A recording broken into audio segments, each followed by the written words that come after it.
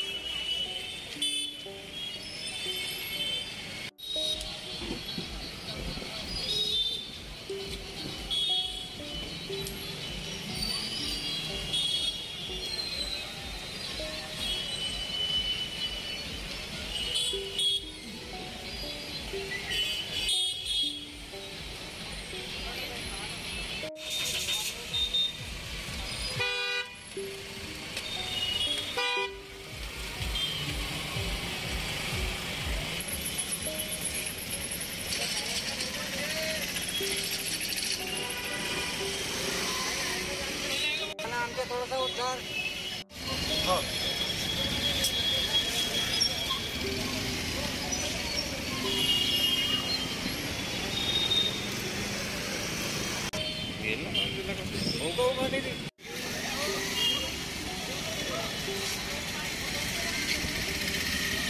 बोल ना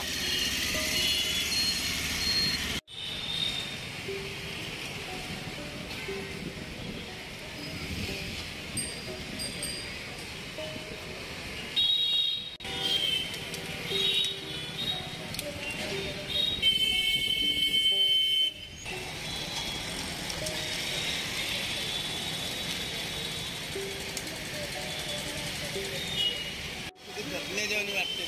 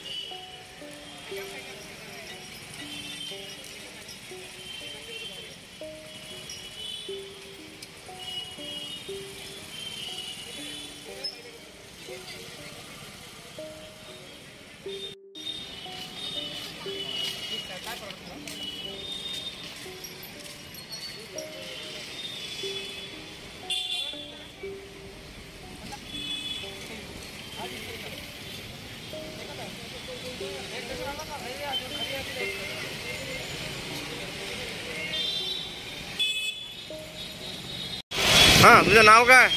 कमल पंचायत कुटवार. तुपाचे तुला सांगा, हे बैलजोडी किंवा हे कुठून आणलं तुम्ही सगळं? नाही, हे आपण घरीच बनवतो. आपला हा नंदी बैलाच्या वर्षाच्या पोळ्याच्या वर्षामध्ये एक वेळ पोळा येते, म्हणून हे 2 महिन्यापूर्वी आपण हे तयारी करतो.